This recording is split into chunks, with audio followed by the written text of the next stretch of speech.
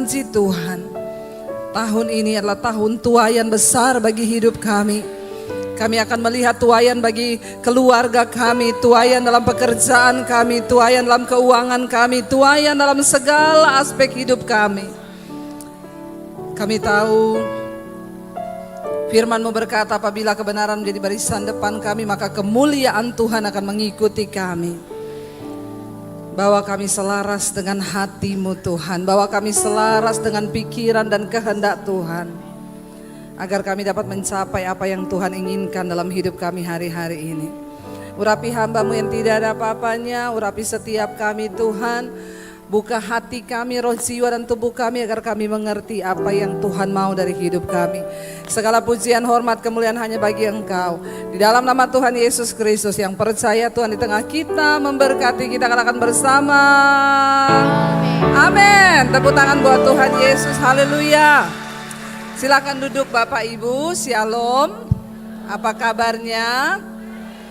Baik, Balikpapan ini saya lihat sudah macet ya. Kayaknya vibes-nya kota Jakarta sudah pindah ke sini, amin. Tepuk tangan dong, ini kok gak semangat ya ini warga Balikpapan ini yang mau jadi ibu kota. Iya, puji Tuhan ya, kita ada di satu gereja yang menuntun saudara memasuki tahun yang baru dengan sebuah tema bahwa tahun inilah tahun tuaian yang besar. Siapa dulu yang percaya? Ya, karena kalau saudara gak percaya percuma, itu tidak akan terjadi. Karena janji Tuhan hanya terjadi bagi setiap mereka yang mau percaya. Bapak Ibu, saya pengen kita sama-sama melihat firman Tuhan, buka bersama dalam Yesaya 43. Yesaya 43, firman Tuhan berkata, kita buka Yesaya 43 ayat yang ke-10 ya. Baca bersama ayat 10, 11 ya, dan sampai ayat yang ke-13, 10 sampai 13. Enggak usah diiringi, nanti saya nangis loh. Ya, kita baca bersama, saya baca saudara mulai ayat yang ke-10. Firman Tuhan berkata demikian, kamu inilah apa? Saksi-saksiku, demikianlah firman Tuhan. Dan hambaku yang telah kupilih supaya apa? Kamu tahu dan Bapak Ibu jangan malas baca firman. Tolong baca sama-sama saya. Kalau saya suruh baca, baca, amin. Saya tahu nih banyak jemaat yang jarang baca Alkitab. Jadi di gereja harus baca Alkitab. Ya, kita ulangi ayat yang ke-10, 1, 2, 3. Kamu inilah saksi-saksiku, demikianlah firman Tuhan. Dan hambaku yang telah kupilih, supaya kamu tahu dan percaya kepadaku dan mengerti bahwa aku tetap Dia, sebelum aku tidak ada Allah dibentuk dan sesudah aku tidak ada lagi. Ayat 11, akulah Tuhan dan tidak ada juru selamat selain daripadaku. Akulah yang memberitahukan, menyelamatkan, dan mengabarkan, bukannya Allah asing yang ada di antaramu. Kamulah saksi-saksiku, demikianlah firman Tuhan, dan akulah Allah. Juga seterusnya aku tetap Dia, dan tidak ada yang dapat melepaskan dari tanganku. Aku melakukannya, siapakah yang dapat mencegahnya? Bapak Ibu, ayat ini ditulis ketika bangsa Israel sedang berada dalam pembuangan di Babel. Mereka dibuang akibat dosa. Kita semua tahu siklus dari bangsa Israel: berdosa, dihukum, bertobat, dipulihkan. Berdosa lagi, dihukum lagi, bertobat lagi, dipulihkan lagi. Setelah dipulihkan, apalagi berdosa lagi, dihukum lagi, bertobat lagi, dipulihkan lagi. Ada di sini yang begitu? Banyak ya orang Kristen begitu ya. Udah disertai Tuhan bikin dosa. Nanti kalau sudah bikin dosa dihukum. Kalau sudah dihukum datang bertobat lagi minta ampun. Ini namanya saus tomat. Ya, sukanya tobat dan kumat. Bilang kanan kirimu, jangan saus tomat kau. Ya, karena banyak orang Kristen saus tomat. Ya, sukanya ya tobat dan kumat. Tapi di sini tidak ada. Nanti kalau kamu begitu terus, nanti kamu itu cuma seperti bangsa Israel yang terus berputar sehingga hidupnya tidak pernah ada perubahan. Terlalu banyak orang Kristen yang membayar harga yang seharusnya dia tidak bayar kalau dia mau sungguh-sungguh ikut Tuhan, bertobat dan sungguh-sungguh melakukan firman. Saya banyak melihat banyak orang Kristen menghabiskan waktu, tenaganya cuma untuk bayar harga yang seharusnya tidak dia bayar. Yang muda-muda di sini, kau jangan salah menikah. Amin. Ini yang muda nggak ada amin, malah ibu-ibu yang tua-tua yang sudah menikah. Amin, amin, amin. Semangat sekali nih ibu-ibu ya. Jangan-jangan curhat ya Bu ya. Ibu-ibunya amin karena itu saya banget Bu. Saya dulu salah pilih jodoh. Ya. Jangan kau salah menikah. Nanti waktu hidupmu itu cuma habis kau pakai untuk bayar harga yang seharusnya tidak kau bayar. Orang kalau salah nikah tuh bayar harganya mahal saudara. Dan seumur hidup. Makanya jangan bilang cinta itu buta. Cinta itu melek. Nanti kalau sudah kawin baru butalah kau. Karena kau sudah tidak bisa bikin apa-apa kalau sudah nikah, ya sudah tutup mata saja. Makanya selama masih dikasih waktu untuk memilih, pakai hikmat Tuhan, melihat dengan mata, pakai hati untuk menimbang, yang terutama punya firman Tuhan dalam hati. Supaya kau tidak bayar harga yang seharusnya tidak kau bayar. Ada begitu banyak orang melakukan kesalahan yang harusnya dia itu nggak tanggung, tapi ya itu banyak orang bayar utang ya yang seharusnya tidak begitu tapi akhirnya jadi begitu. Coba dulu kalau aku nggak begitu. Bapak Ibu, firman ini berkata Tuhan bilang kamu itu saksiku. Bangsa Israel dihukum dalam pembuangan di Babel, tapi waktu mereka berseru kepada Tuhan, Tuhan mendengarkan doa mereka. Lalu Tuhan berkeinginan untuk menebus mereka, menyelamatkan mereka dan membebaskan mereka ya daripada pembuangan di Babel itu. Lalu firman Tuhan datang lewat Nabi Yesaya. Tuhan suruh sampaikan kepada mereka, kamu ini saksiku, demikianlah firman Tuhan. Berapa banyak di sini yang merasa bahwa kau itu adalah saksi Kristus? Angkat tangan. Ya, yang lain ini saksinya siapa? Yang tidak angkat tangan ini saksinya siapa ini? Saudara, orang itu kalau dipanggil jadi saksi di pengadilan, berarti dia itu tahu, dia melihat, dia mengalami sebuah kejadian. Kenapa kita disebut saksi Kristus? Karena kita mengalami Tuhan, kita mengenal Tuhan, kita tahu Tuhan, dan ya aku kenal banget sama Tuhan, makanya kita disebut saksi. Nggak ada orang jadi saksi ditanya, kamu tahu nggak di pengadilan ini jadi saksi, kamu tahu nggak itu perkaranya? Perkara apa? Yang itu kejadian waktu malam itu ada apa? Itu ada orang yang dibunuh. Siapa yang dibunuh? Ada saksi dipanggil model begini? Nah banyak orang Kristen tuh model begini nih sekarang. Kamu kenal Yesus? Ya tahu. Yang foto-fotonya itu ada kan? Kamu tahu siapa dia? Siapa dia? Ya saya taunya kalau hari Minggu di gereja itu Yesus tuh rambutnya gondrong. Ya cuma ya pakai jubah gitu, tapi saya nggak tahu. Bapak Ibu, tadi saya berkunjung ke rumah doa Balikpapan. Saudara bersyukur loh, saya upload di Instagram, semua orang bilang, ih keren banget Bu, banyak orang menginginkan ada bukit doa seperti yang ada di Balikpapan ini loh. Kau jangan cuma tepuk tangan. Saya mau tanya yang duduk di sini yang sudah pergi ke sana berapa banyak? yang sudah pergi ke sana? Saya sudah 2 kali atau 3 kali ke sana. Setiap kali ke sini saya pasti ke sana loh. Angkat tangan yang sudah pergi ke sana. Yang sudah nyumbang. Jangan turun tangan, yang sudah nyumbang, cepat. Pret. Ya, ini banyak orang Kristen memang begitu. Maunya gratis aja, Bu. Tadi saya pergi ke sana, saya diceritain Bapak Gembala. Kita lagi makan, terus Pak Gembala bilang, Bu, ada fenomena ternyata di rumah doa itu.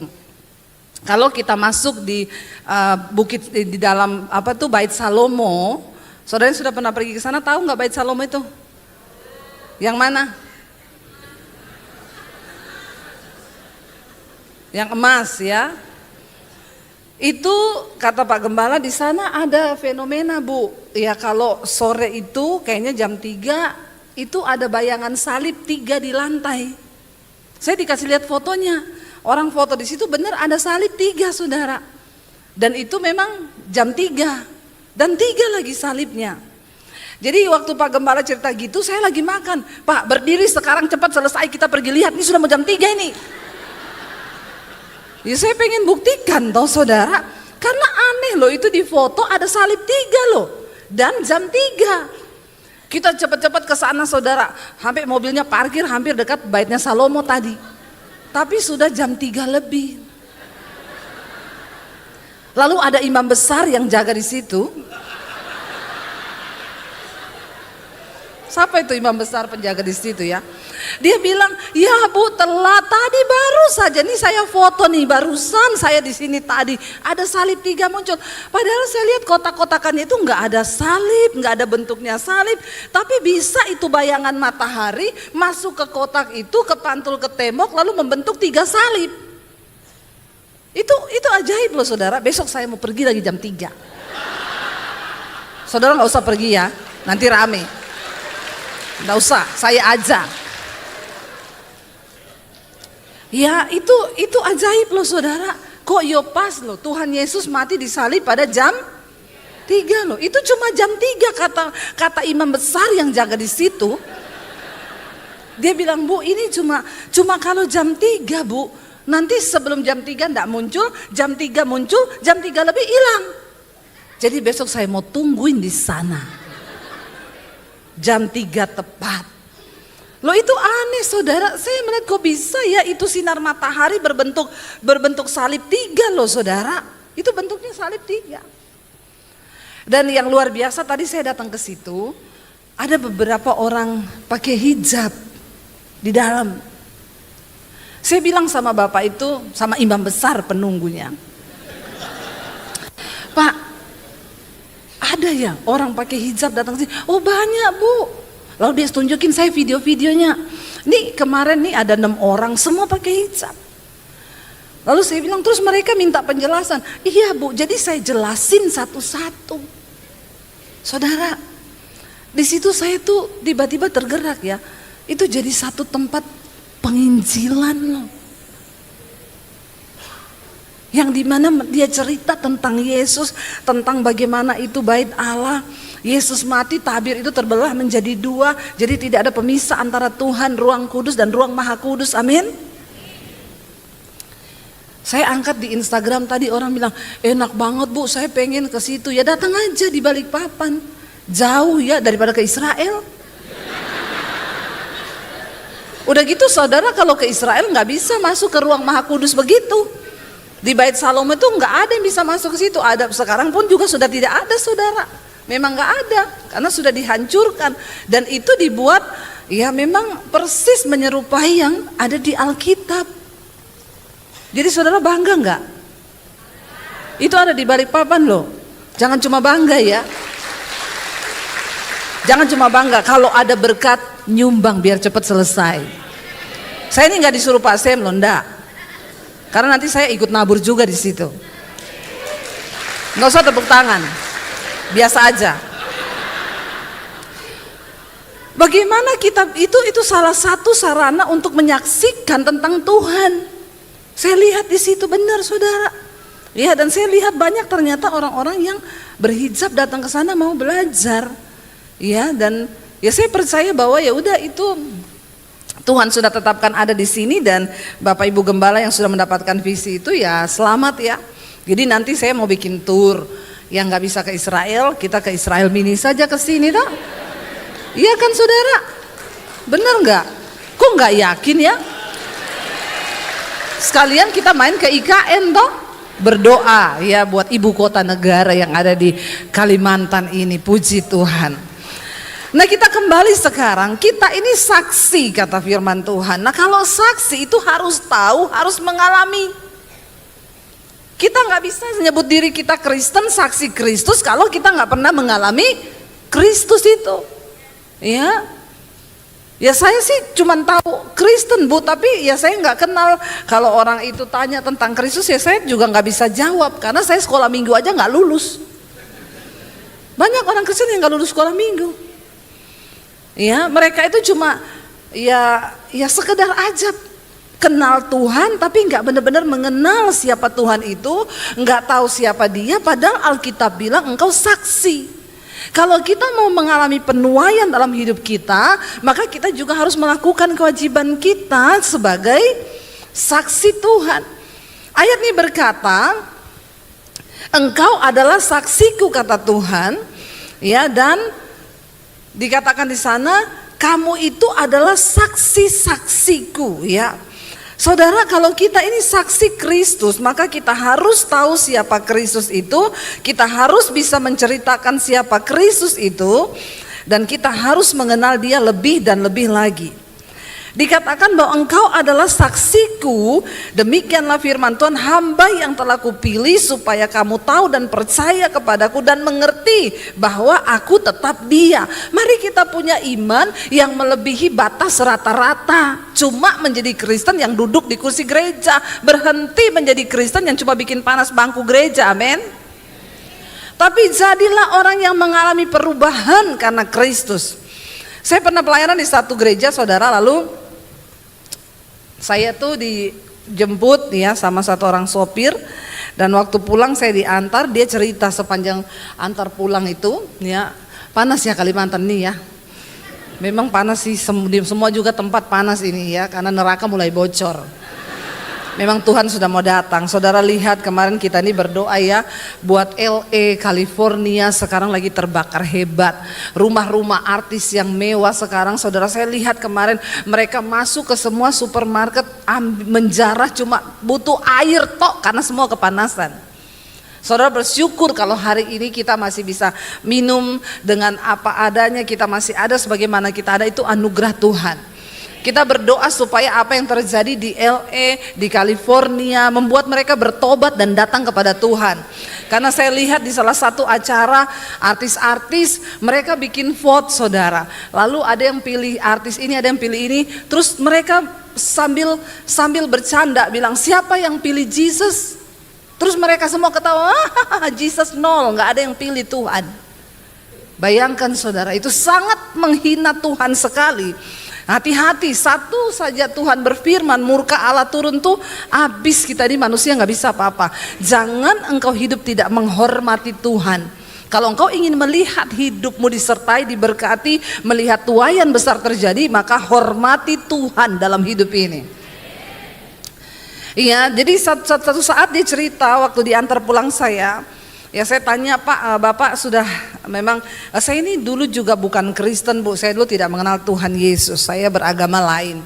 Terus saya itu awalnya naksir cewek di gereja orang Kristen. Tapi cewek itu bilang gini, saya nggak mau pacaran sama kamu kalau kamu tidak percaya Tuhan Yesus. Jadi dia bilang ya udahlah, untuk bisa dapetin dia, ya saya nih kalau hari Minggu pura-pura ke gereja.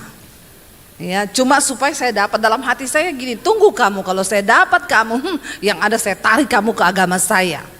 Jadi cewek-cewek hati-hati ya, jangan terlalu bucin kau. Ya, tapi kau harus butuh Tuhan ya. Jangan jadi budak cinta tuh pret. Hati-hati. Lalu dia bilang dia ke gereja, dia bilang saya datang Bu kalau orang belum datang. Saya datang lebih awal untuk apa? Saya ludahi itu kursi-kursi gereja. Ya, bahkan ludah yang paling jorok ya.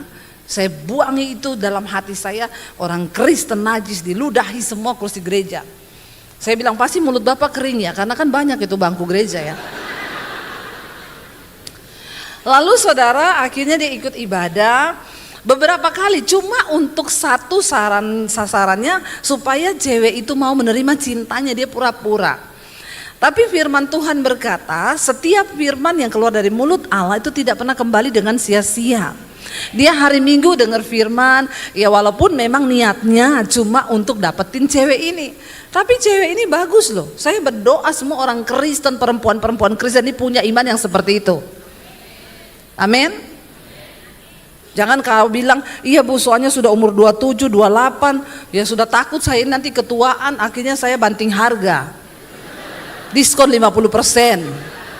Itu aja gak laku-laku. Jangan ya, kalau kau serius dengan Tuhan, maka Tuhan pasti kasih kau yang terbaik. Amin. Ya, punya iman yang kuat dalam Tuhan. Lalu akhirnya saudara satu kali dia pulang, ini laki-laki ini dia cerita, dia balik. Kerjaannya dia itu preman. Ya, di salah satu stasiun di Jakarta. Waktu dia pulang di jalan, tiba-tiba dia jatuh saudara, ya, tabrakan, lalu dia terlempar ke tengah jalan. Waktu terlempar ke tengah jalan, dia bilang, saya lihat dengan mata saya sendiri bu, itu mobil Kopaja melaju kencang ke arah saya. Di Jakarta itu nomor 1 yang berkuasa Tuhan, nomor 2 Kopaja. Dia yang maha kuasa di jalan. Tidak ada yang bisa melawan Kopaja itu saudara. Jadi dia bilang dia lihat mobil itu melaju kencang, sudah tidak ada harapan, tapi cuma terbersit di benaknya itu begini dalam hati. Yesus, kalau memang kau Tuhan, selamatkan aku. Tiba-tiba dia bilang, bu saya lihat ada orang pakai jubah putih itu turun di jalan raya. Lalu dia tahan itu mobil Kopaja dan mobil itu bannya berhenti tepat di sebelah kepala saya. Waktu sudah selesai dia berhenti, semua orang teriak, mati itu orang, mati, mati, mati. Saya keluar, tidak ada luka satu geset pun, saya keluar sehat, selamat, nggak ada apa-apa. Tapi dari situ bu saya merenung bahwa memang Yesus itu Tuhan, dia berkuasa. Karena saya lihat dengan mata kepala saya bu, itu nggak ada yang lihat tapi saya lihat. Dari situ dia bertobat, dia serahkan hidupnya sama Tuhan, dia minta dibaptis karena dia mengalami Tuhan secara pribadi. Tadinya kerjaannya itu preman, saudara tahu preman itu di terminal copet, nyolong, maling, ya itulah begitulah kerjaannya. Tapi ketika dia terima Tuhan Yesus, terjadi sebuah perubahan dalam hidupnya. Ketika dia belajar firman, ketika dia ke gereja, firman itu mengubah kehidupannya. Karena Alkitab berkata, engkau itu adalah saksiku dan engkau adalah suratan Kristus yang terbuka dan yang dapat dibaca oleh semua orang. Lalu saudara, ketika dia mulai mengenal Tuhan, dia mulai mengenal kebenaran, kebenaran itu memerdekakan. Dia yang tadinya jahat, maling, suka nyolong, akhirnya bertobat. Lalu gak jadi preman lagi. Semua orang yang berjumpa dengan Tuhan Yesus hidupnya pasti berubah. Dia nggak suka bersinah lagi, nggak suka kepijet plus-plus lagi. Ya, ada di sini yang suka pijet plus-plus? Di balik papan ini ada pijet plus-plus? Ada enggak? Enggak ada ya? Enggak ada yang ngaku ya? Ya, enggak ada yang tahu. Suami-suami, walaupun istrimu enggak tahu, tapi Tuhan tahu. Ya, jadi hati-hati ya, jangan berbuat dosa. Dia berubah saudara, yang tadinya suka nyolong, suka bersinah, suka ini, suka itu, sekarang berubah. Bahkan dia gak suka lagi kerja di terminal. Lalu dia mulai mencoba ngomong ke pendeta, lalu dia disuruh jadi tukang parkir di gereja. Begini aja, kalau memang kamu sudah berubah, dia bilang, iya Pak Pendeta, karena saya udah gak sejahtera nyolong, saya gak sejahtera maling, saya gak sejahtera lagi berbuat dosa, saya mau bertobat. Ya udah, kamu jadi tukang parkir di gereja. Lalu dia mulai jadi tukang parkir di gereja, menjadi orang yang berubah, yang jujur, yang baik. Waktu engkau hidup dalam kebenaran, maka engkau akan menarik berkat Tuhan turun atas hidupmu saudara. Amin. Bukan Tuhan yang tangannya kurang panjang untuk menolong engkau, bukan telinganya yang kurang tajam mendengarkan doa-doamu, tapi firman Tuhan berkata dosamu itu yang menjadi penghalang berkat Tuhan terjadi atas hidupmu. Tapi ketika kita bertobat, tidak ada alasan untuk berkat Tuhan itu terhalang atas hidup kita.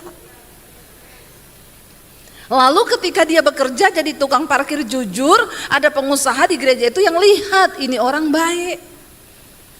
Dipanggillah dia untuk kerja di tempat usahanya pengusaha ini. Ketika dia mulai jujur dengan baik, dia bekerja, orang ini lihat, orang ini kok jujur. Dikasih kepercayaan, akhirnya hidupnya berubah. Dia sudah menikah dengan perempuan Kristen itu, melayani Tuhan, akhirnya bisa punya rumah, bisa punya mobil. Hidupnya berubah.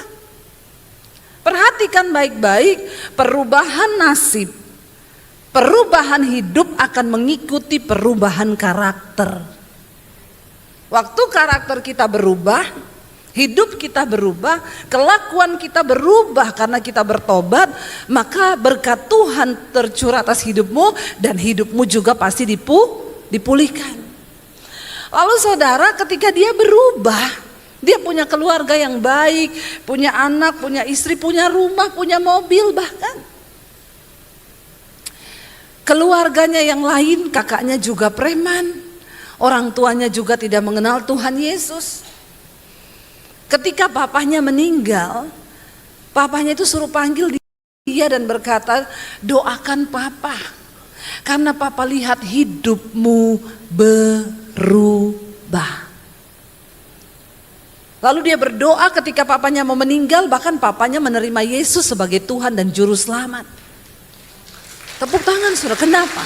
Karena melihat anaknya yang tadinya jahat, tiba-tiba terima Tuhan Yesus dan hidupnya berubah menjadi saksi Kristus. Tiba-tiba dia cerita sama saya, satu hari dia hari Minggu pulang gereja lagi di rumah sama istri dan anaknya, ada orang ketok-ketok pintu rumah. Waktu dia buka pintu rumahnya, ternyata kakaknya yang preman lebih jahat dari dia.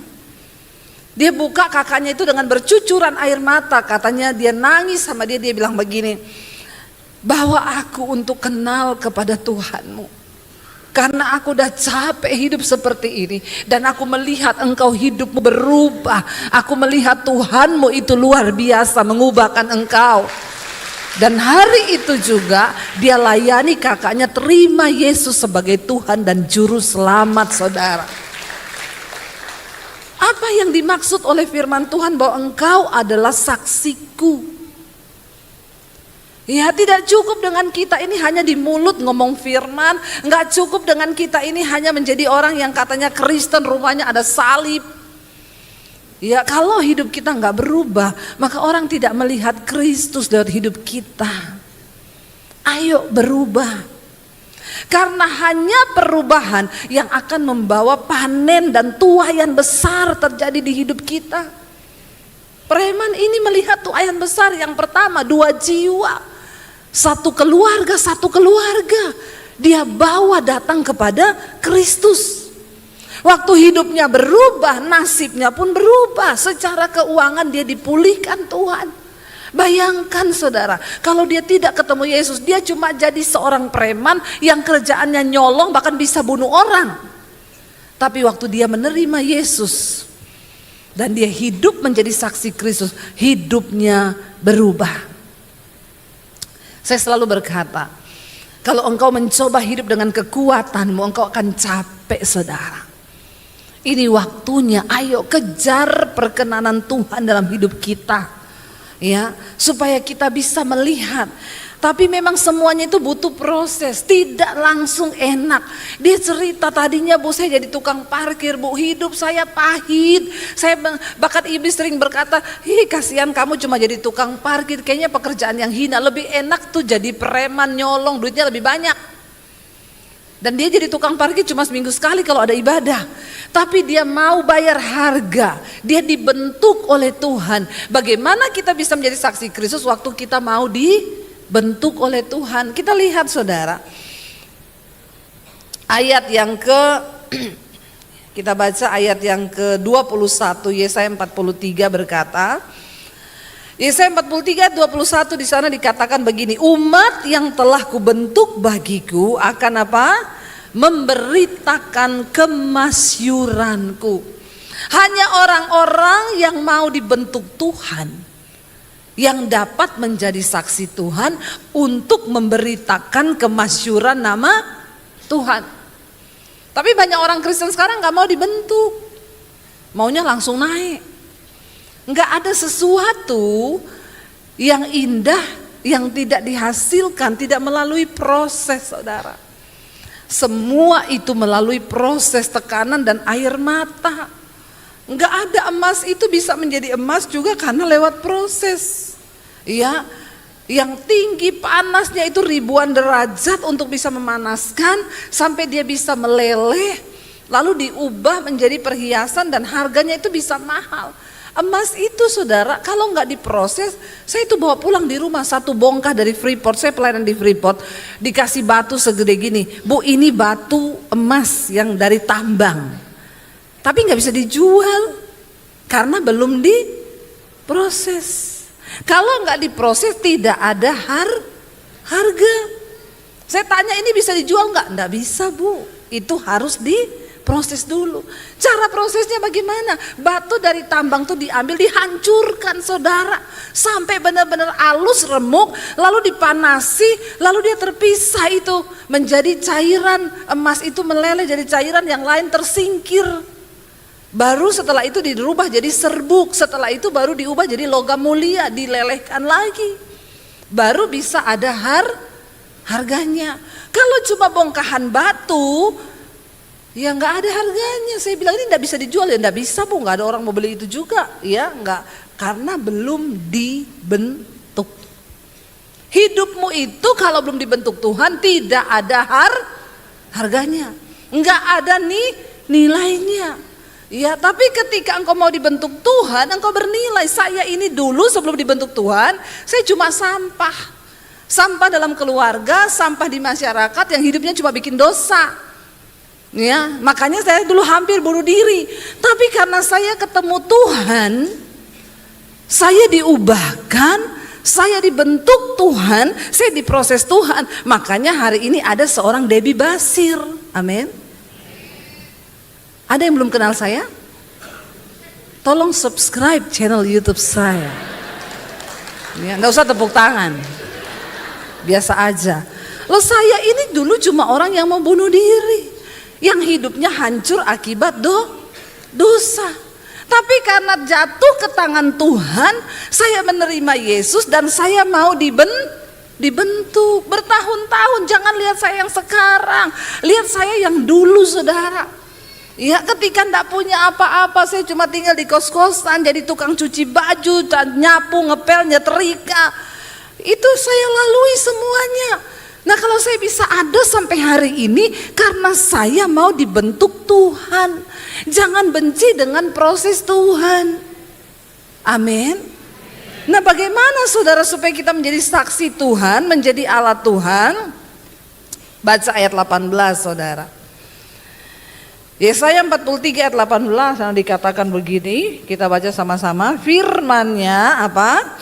Janganlah ingat-ingat hal-hal yang dahulu, dan janganlah perhatikan hal-hal yang dari zaman purbakala. Yang pertama untuk kita bisa menjadi saksi Kristus, ayo keluar dari masa lalumu. Nggak usah ingat-ingat yang lalu, apalagi mantan. Ya, jangan ada mantan dalam hidupmu. Ya, bahaya ini reuni-reuni sekarang ini. Ya, banyak orang selingkuh gara-gara reuni. Ya, CLBK, cinta lama belum kelar. Nah, akhirnya ketemu di reuni, selingkuh terjadi. Suami saya tanya sama saya, mantanmu di mana? Udah mati semua mantan saya. Nggak ada mantan saya, sudah mati semua.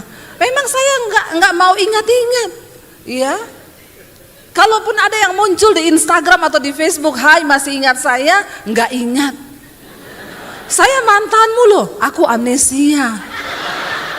Bilang aja begitu. Ya, masa laluku sudah aku lupakan semua karena firman Tuhan yang suruh. Kalau engkau mau melihat masa depanmu dibaharui, tahun 2025 kau mau dibaharui, lupakan. Jangan ingat-ingat lagi yang lalu-lalu. Ya, jangan kau renungi dosa, jangan kau pikir-pikirin lagi dosa, tinggalkan semua itu. Lihat ke depan. Ya, lihat Tuhan mau melakukan apa di depanmu. Jangan dikatakan firman-Nya, janganlah ingat-ingat hal-hal yang dahulu dan janganlah perhatikan hal-hal yang dari zaman purbakala. Ada orang itu hidup gak bisa mengampuni saudara, karena ingat yang dulu-dulu terus. Ya saya tuh kalau lihat mukanya bu, hatiku mendidih. Kenapa hatimu mendidih? Ingat saya perbuatannya itu. Hei, kau tidak akan pernah bisa melihat berkat Tuhan kalau kau ingat-ingat kesalahan orang yang dulu-dulu. Ya, itu dari zaman dulu tuh bu, saya itu nggak mungkin lupa. Ya kau ingat-ingat yang dulu-dulu, dari zaman kucing belum berbulu. Dia ingat terus saudara. Bagaimana mungkin hidupmu diberkati? Suami istri, ya lupakan yang telah lalu. Tapi bu saya nggak bisa, suamiku tuh pernah selingkuh. Terima suamimu apa adanya. Sudah berkali-kali bu, ya udah kasih sianida. Maunya begitu, ya kan nggak bisa toh. Terima suamimu apa adanya. Saya itu layani satu keluarga saudara. Jadi suaminya ini selingkuh, ya selingkuh sama bisa dibilang pembantunya lah. Jadi istrinya itu syok banget, syok. Istrinya ini cantik, orang yang berpendidikan, bahkan punya nama lah saudara. Dia itu syok karena kok bisa suaminya itu selingkuh sama ini gitu loh. Nggak ada, aduh cantiknya sama istrinya nggak ada apa-apanya. Wong itu kayak pembantunya, asisten pribadinya. Ya makanya juga ibu-ibu kalau pilih asisten itu jangan yang cantik-cantik. Tapi juga nggak bisa ya ini jajan jelek jadi kok. Saya juga bingung, ini udah jelek loh, Kalau dibandingkan istrinya nggak ada apa-apanya. Lalu akhirnya istrinya syok karena suaminya selingkuh dengan asistennya. Lalu dia akhirnya, suaminya dicakar, dipukulin, dijambak itu sampai saudara mukanya ini kayak dicakar kucing. Kayak kan karena istrinya kan pedicure manicure. Jadi kukunya tajam, cakar muka suaminya. Suaminya ini tersiksa setiap kali istrinya memberontak, dia enggak. Memang model suaminya ini suami rumahan. Yang memang tidak ada tampang-tampang selingkuh. Saya juga tahu suaminya ini orang baik saudara. Suaminya ini baca firman, baca Alkitab. Ya cuma karena tiap hari mungkin ya kucing dikasih ikan asin kan lama-lama juga tergoda toh. Lalu istrinya ini tiap kali marah, suami itu disiksa sampai belakangnya ini luka semua. Akhirnya dibawalah ke psikiater karena tiap hari dia pingsan, gak bisa tidur, malam ini ngamuk, udah kayak orang gila. Lalu dibawa ke psikiater ngomong begini, ibu akan seperti ini mungkin sampai 6 bulan atau 1 tahun. Baru dia bisa lupa. Suaminya stres saudara waktu dengar itu. Karena berarti mukanya hancur ini. Kalau 1 tahun dia digituin, jadi apa? Jadi perkedel itu mukanya saudara. Orang baru berapa hari aja udah hancur-hancur saya lihat. Apalagi 1 tahun. Jadi suaminya stres dan bilang gini ke istrinya, mah aku tuh juga ndak tega. Semua sudah terjadi tapi itu di luar kekuatanku benar. Karena dengar-dengar mungkin pembantu ini sering ke dukun bawa air putih masuk ke kamar. Kalau istrinya lagi keluar kota ini diminumin air ya. Lalu dia bilang gini, kayaknya kita perlu pendeta. Ya, jangan cuma ke psikiater aja. Karena dia bayangkan 6 bulan sampai 1 tahun. Hancur ini. Jadi kita telepon pendeta aja, terus siapa yang kita mau telepon? Ya udah Ibu Debbie aja karena mereka sering dengar khotbah saya di YouTube. Saya ditelepon lah, saya datang ke rumahnya saudara. Waktu saya datang saya cukup kaget lihat bapaknya, aduh udah ancur-ancur ya. Badannya ancur-ancur, dicakar istrinya. Kenapa begini? Lalu istrinya tuh cerita sama saya. Saya bilang bapak tinggalin, saya mau ngomong dulu dengan istri, masalahnya apa. Lalu istrinya cerita, gini loh Bu, suamiku ini baik Bu. Tapi saya nggak nyangka dia selingkuhnya sama asisten saya sendiri Bu. Kalau dia selingkuh sama Luna Maya atau Sandra Dewi Sandra, apalah itu, saya masih, maksudnya ibu apa? Kalau suamimu itu Bu, dengar ya, kalau suamimu selingkuh sama artis berarti memang suamimu orang nakal. Tapi kalau dia selingkuhnya sama asisten berarti memang dia ini sebenarnya nggak nakal, cuma karena ada celah aja. Saya mau tanya, ibu layani suami nggak tiap hari? Ya memang kan saya sibuk, saya sering keluar kota, jadi saya bilang tidak ada orang lain yang boleh masuk ke kamar bapak kecuali asisten ini. Nah ini dia, saya dapat saudara. Oh ternyata di sini ya ibu sendiri yang membuka pintu gerbang. Ya tapi saya nggak usah tapi Bu. Semua orang bisa jatuh. Hari ini kita lihat ke depan. Lalu ceritalah suaminya, iya Bu, dan psikiater bilang ini istri saya akan begini 6 sampai 1 tahun. Lalu saya waktu dengar itu saya cuma tanya gini, dan ibu mau? Ibu mau kayak orang gila 6 sampai 1 tahun? Saya jamin ibu bukan kayak orang gila, ibu benar-benar akan gila. Kalau saya enggak mau Bu, lah terus gimana? Tidak usah ingat-ingat hal-hal yang lalu. Hari ini suamimu mau tobat, ampuni dia, terima dia apa adanya. Begitu ya Bu ya. Iya, ayo lupakan yang telah lalu, peluk suamimu dan doa sama-sama. Amin ibu-ibu. Kok bapak-bapak yang amin ya? Ini bapak-bapak ini maunya apa ya? Makanya juga bapak-bapak jangan ibu-ibu yang jawab. Kebalik-balik memang dunia ini ya. Kebalik-balik, yang harusnya bapak yang jawab, ibu yang jawab, harusnya ibu yang jawab, bapak yang jawab. Tanda-tanda akhir zaman. Jadi saudara, ya akhirnya saya bilang, ibu kalau saya enggak mau ibu 6 bulan sampai 1 tahun menderita, nggak bisa tidur tiap malam, minum obat, hanya sarafmu yang ditenangkan, setelah obatnya selesai kau jadi gila lagi, saya nggak mau. Lalu hari ini ibu putuskan aku mau melupakan semua yang pahit itu. Dan aku mau melakukan firman Tuhan. Kenapa Bu? Karena lihat ayat berikutnya berkata, lihat ayat 19, baca bersama. Aku hendak membuat sesuatu yang baru, yang sekarang sudah tumbuh. Belumkah kamu mengetahuinya? Dan sungai-sungai, ya, aku hendak membuat jalan di padang gurun dan sungai-sungai di padang belantara. Katakan, kenapa kita jangan ingat-ingat yang dulu? Karena Tuhan hendak membuat sesuatu yang baru. Nggak usah ingat yang pahit.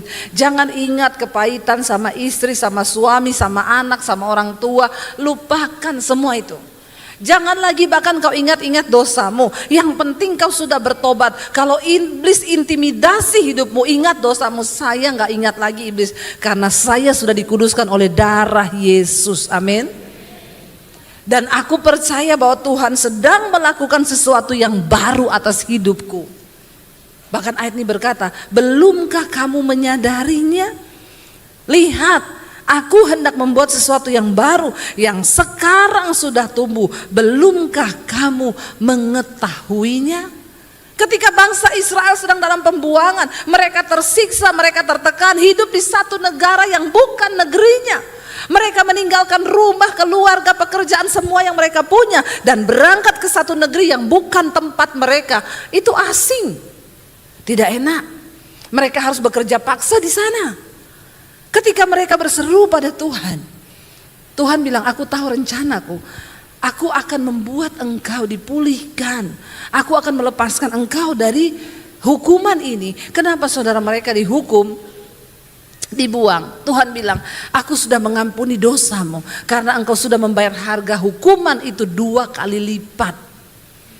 Jangan sampai kita ini tahun 2025 kita cuma sibuk membayar harga dari dosa, membayar harga dari kesalahan.